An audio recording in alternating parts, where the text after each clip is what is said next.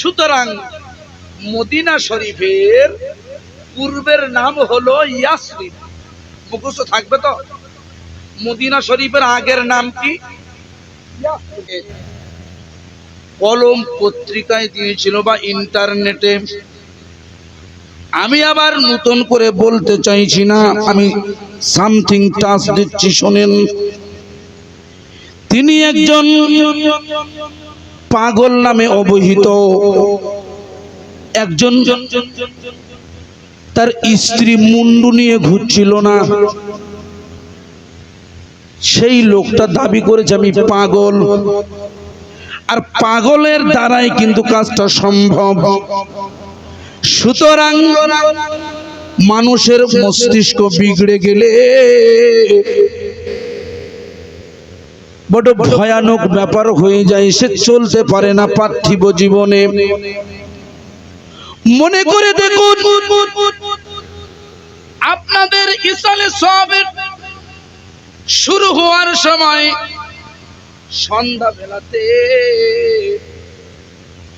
মাগরিবের নামাজের পরে জিকিরের অনুষ্ঠান হয়েছিল না? জিকির হয়েছিল।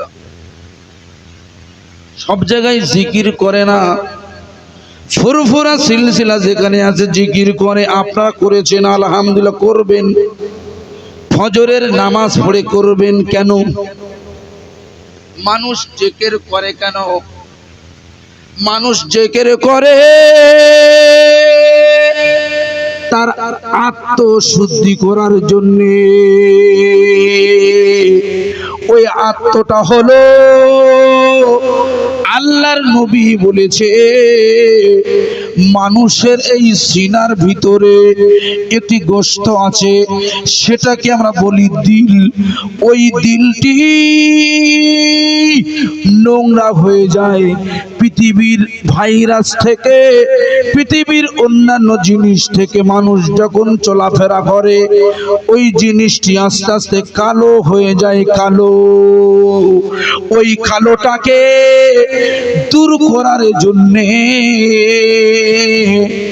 মানুষের জিকির করতে হয়।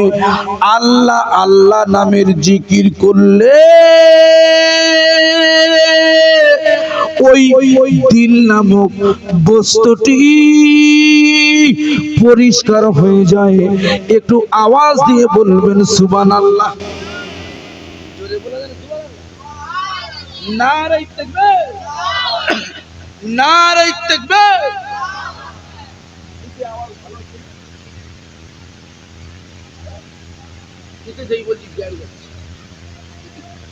আমার ভাই সব খুব ভালো করে শুনে নিন। সুতরাং মানুষের দিল যদি না থাকে, ওই মানুষটা প্রকৃত মানুষ নয়। যার বিবেক নেই, যার দিল নেই, সে কিন্তু মানুষ নয়।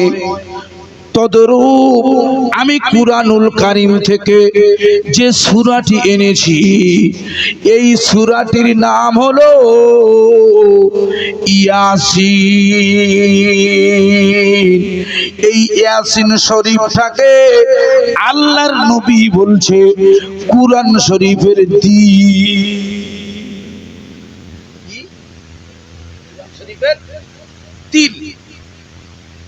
এই সূরার এমন একটি মর্যাদা আল্লাহ দিয়েছে, এমন ইজ্জত আল্লাহ দিয়েছে, গোটা কোরআন শরীফের ভিতরে যা না আছে, এই ইয়াসিন শরীফের ভিতরে আল্লাহ তাই ঢুকিয়ে দিয়েছে। একটু জোরে বলা যায় না? নারে তাকবীর। মনে করে দেখুন, মনে করে দেখুন, আমি আপনাকে যে জায়গায় বোঝাচ্ছি খুব ভালো করে বুঝবেন। এই সূরা ইয়াসিনের প্রথম নম্বরে একটি আয়াত আছে, আয়াত। ওই আয়াতটি হলো ইয়া আর সিন। ইয়া সিন, ইয়া আর সিন দিয়ে একটি আয়াত গঠন হয়েছে। আয়াত আমার আল্লাহ তাআলা এই আয়াতটা দিয়ে গোটা পৃথিবীর মানুষের কাছে চ্যালেঞ্জ করে দিয়েছে, তোমাদের যদি জ্ঞান থাকে, তোমাদের যদি পাওয়ার থাকে, ওই ইয়াসিন শরীফের ইয়াসিনটা এর অর্থ করে দাও। পৃথিবীর জমিনের আজ পর্যন্ত ১৫০০ বছর হয়ে গেছে, আল্লাহর কুরআন শরীফের ইয়াসিনের অর্থ বলতে পারে না।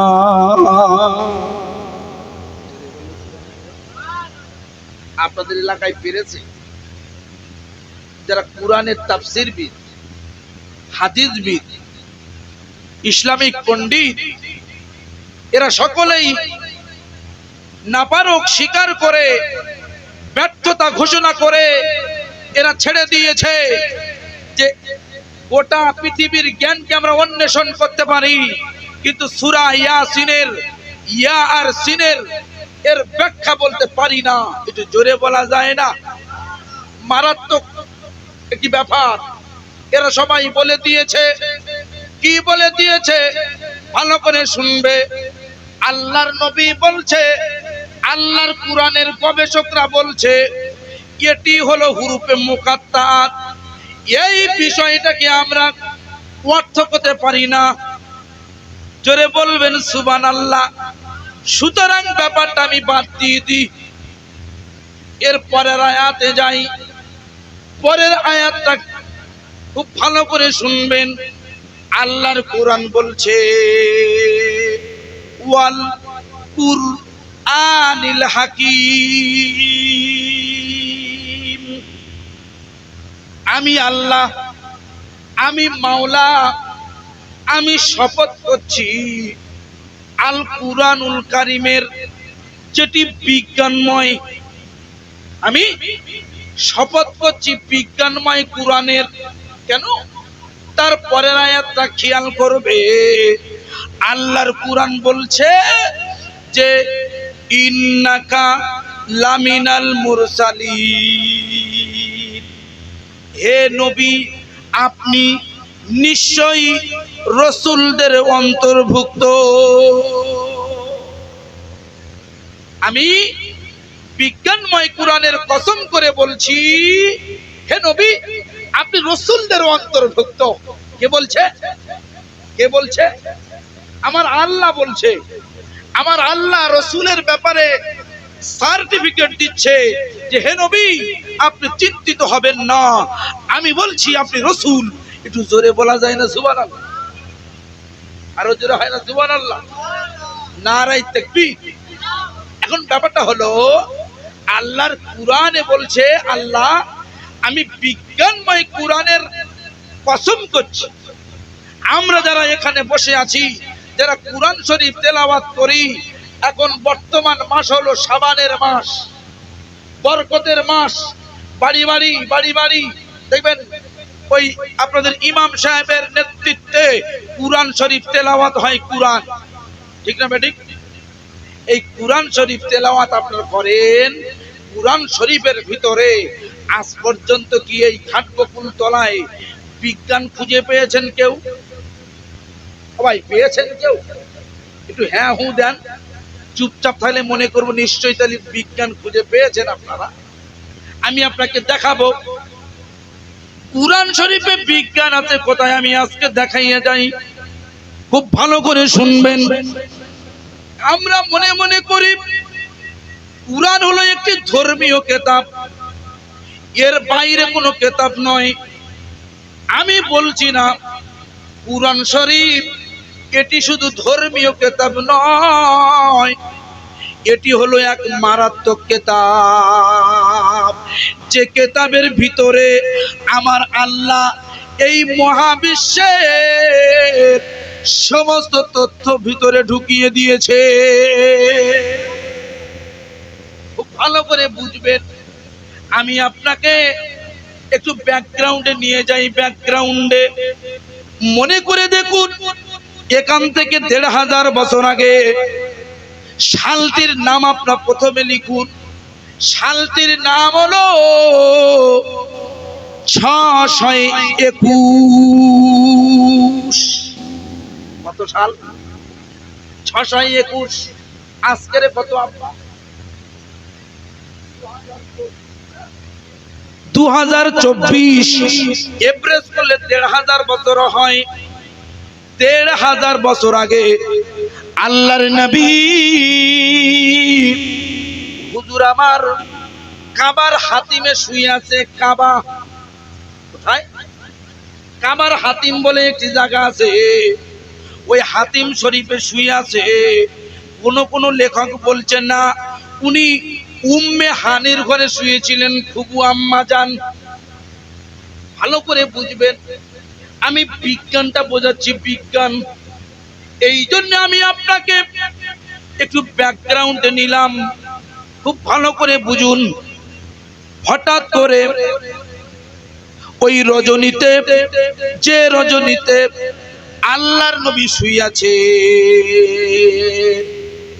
ওই রজনীতে আসমান থেকে একজন সাদা পোশাক পরিহিত এক যুবক নামক ওই রকম দেখতে আল্লাহর নবীর কাছে এসে সালাম জানালেন। সালাম,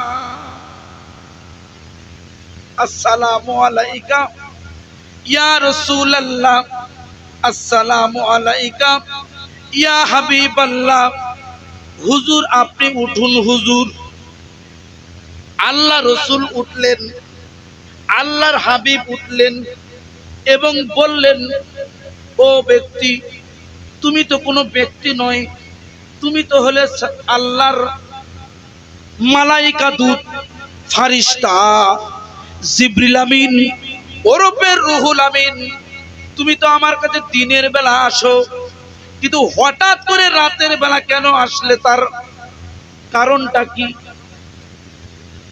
আল্লাহর ফারিস্তা জিবরিল আমিন ওরফে রুহুল আমিন বলছে, ইয়া রাসূলুল্লাহ, ইয়া হাবিবাল্লাহ, হুজুর আমি ওহী নিয়ে আসিনি, আমি কুরআন নাজিল নিয়ে আসিনি, আমি আজকের যে জন্য এসেছি মারাত্মক একটি ব্যাপার নিয়ে।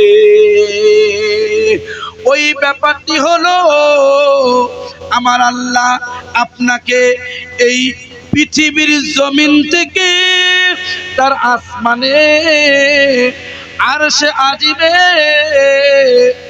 দাওয়াত দিয়েছেন। দাওয়াত দিচ্ছে কে? আমার আল্লাহ। কাকে দিচ্ছে? আল্লাহ রসুলকে দিচ্ছে। কবে? মুখস্থ করবো, মুখস্থ করতে হবে। এই মাসের আগের মাসের নাম কি? রজব। রজব হলো পৃথিবীর বিখ্যাত ঐতিহাসিক দিন। কেন ঐতিহাসিক? রাসূলুল্লাহ 26-এর দিবাগত রাত্রে, অর্থাৎ 27 তারিখে, তার আগের রজনীতে আমার আল্লাহ পাকের সাথে পৃথিবীর জমিন থেকে 7 আসমান ভেদ করে আল্লাহ পাকের সাথে দিদার করেছেন। এই জন্য এটি হলো ঐতিহাসিক দিন। জোরে বলুন সুবহানাল্লাহ। যেটা পৃথিবীর কোন নবীর পক্ষে সম্ভব হয়নি।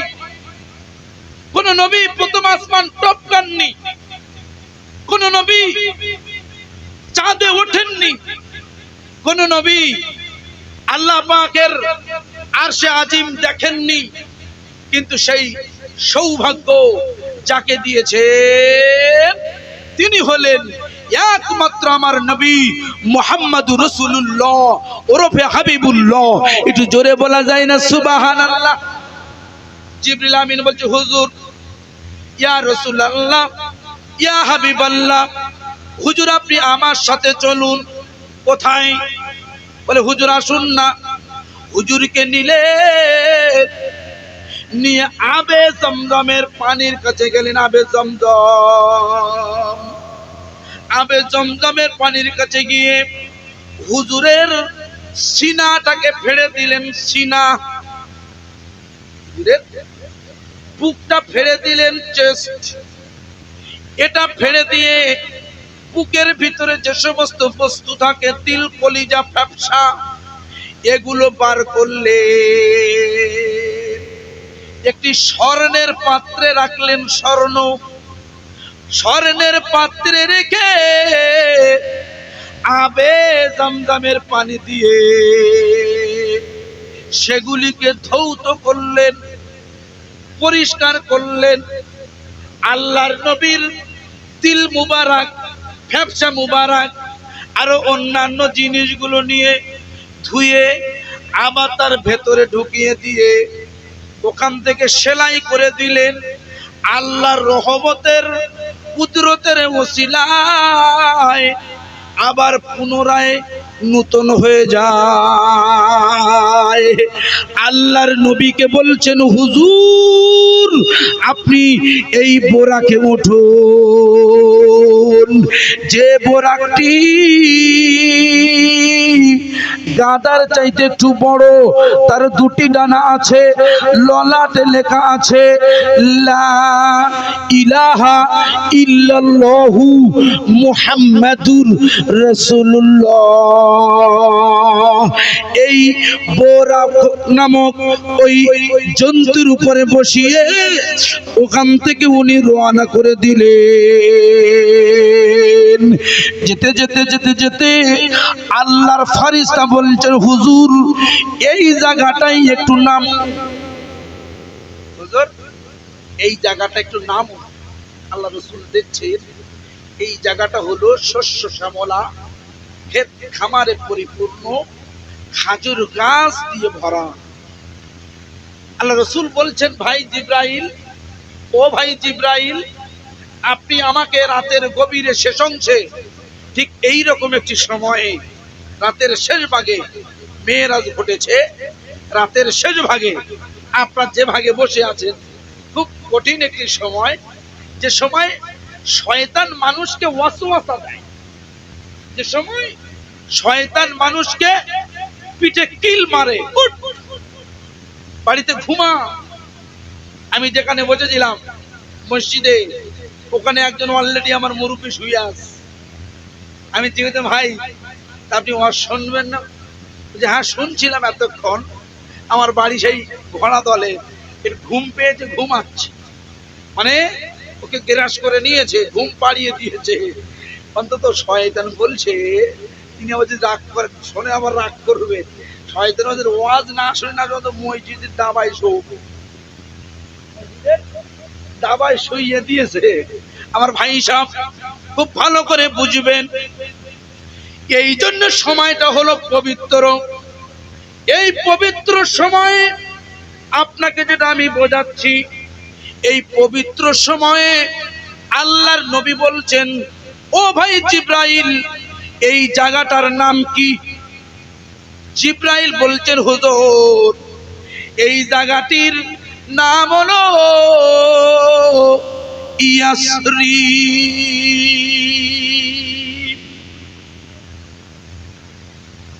এই জায়গাটির নাম ইয়াসরিব, এটি হলো মদিনা। ইয়া রাসূলুল্লাহ, ইয়া হাবিবাল্লাহ, হুজুর হুজুর হুজুর হুজুর আপনি এই জায়গায় অবতরণ করে আপনি যদি 2 রাকাত নামাজ পড়ে আল্লাহর কাছে দোয়া চান, এই জায়গাটার মর্যাদা এত ভারী হয়ে যাবে, এত মর্যাদা বেড়ে যাবে, এই জায়গাটির নাম হয়ে যাবে মদিনা আল মুনাওয়ারা। সুতরাং মদিনা শরীফের পূর্বের নাম হলো ইয়াসরিব। মুখস্থ থাকবে তো? মদিনা শরীফের আগের নাম কি? বাক্কা। বাক্কা কোন জায়গার নাম আমরা জানি না। বাক্কা হলো মক্কার আরো একটি নাম, পূর্বের নাম। বলুন সুবহানাল্লাহ।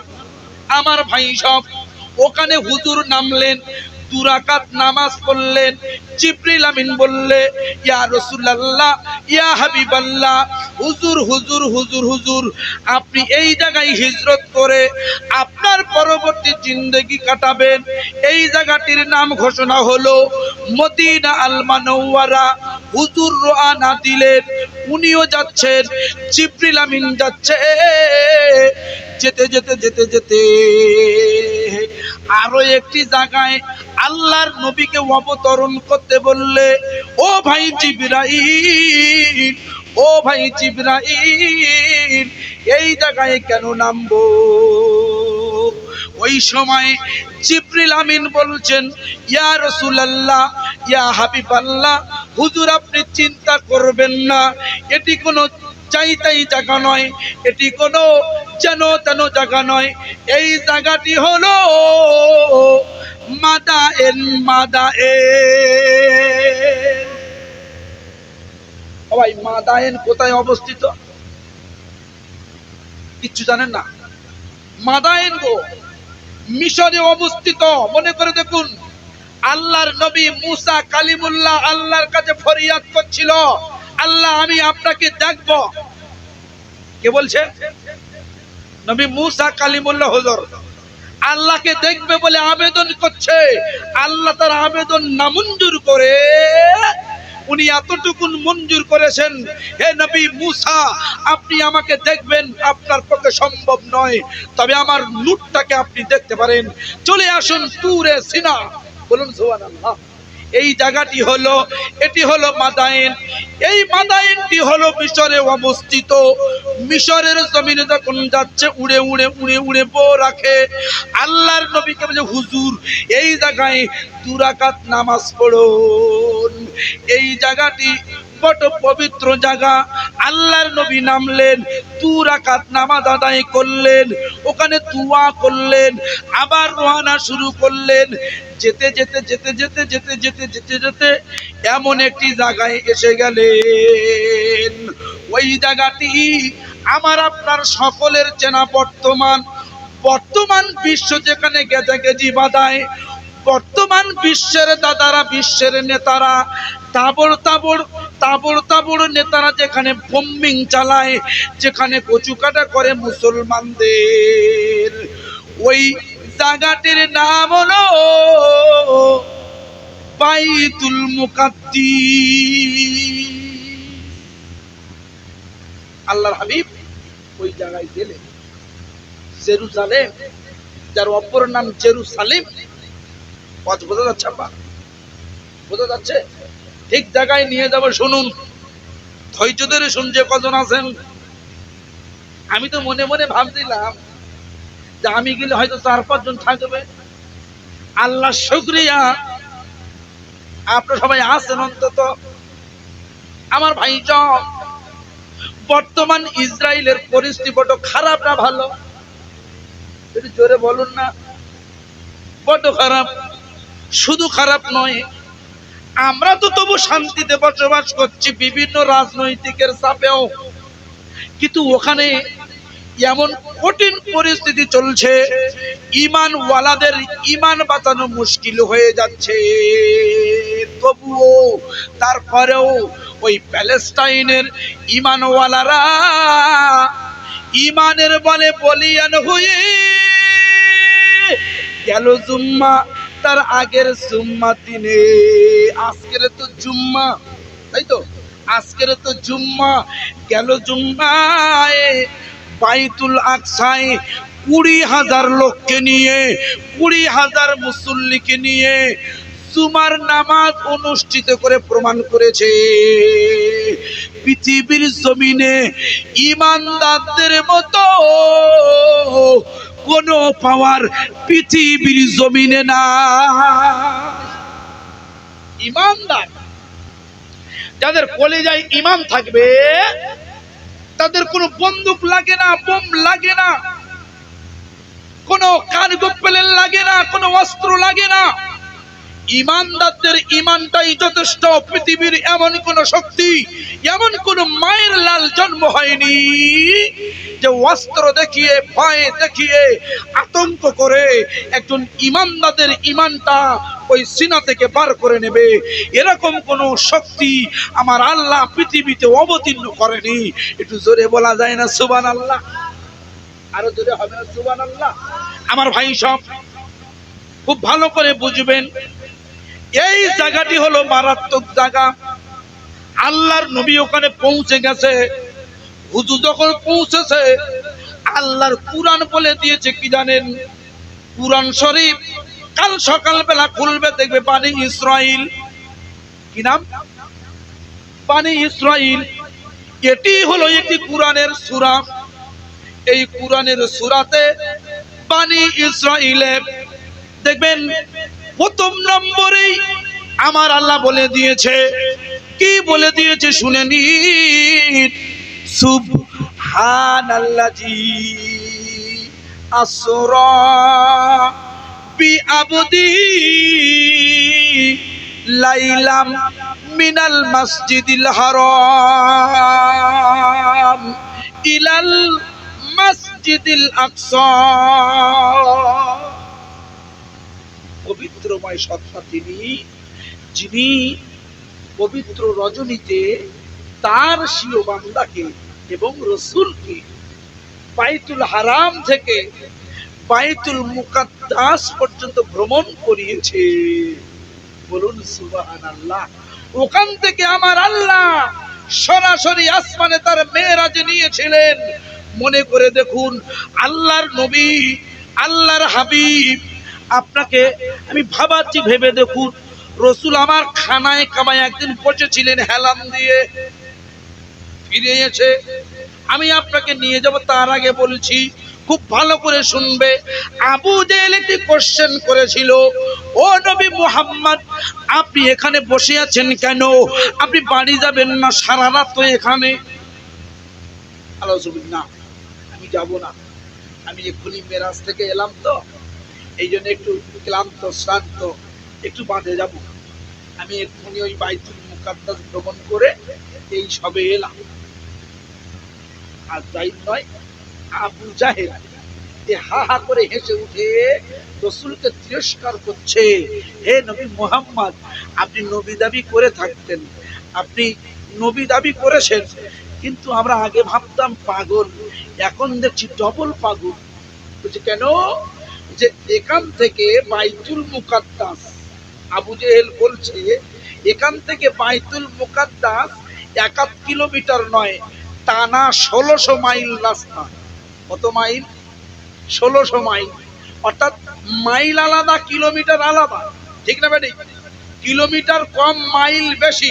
ওটাকে কিলোমিটারের পর্যায়ে নিয়ে গেলে ওটাকে ওই মানে 1600 মাইলটা ওটা 1800 থেকে 1900 কিলোমিটারের রাস্তা হয়ে যাবে। এত দূর রাস্তা আল্লাহ রসুল পানি দিয়েছেন, ব্যাপারটা বিশ্বাস করে না কে? আবু জেহেল বিশ্বাস করে না।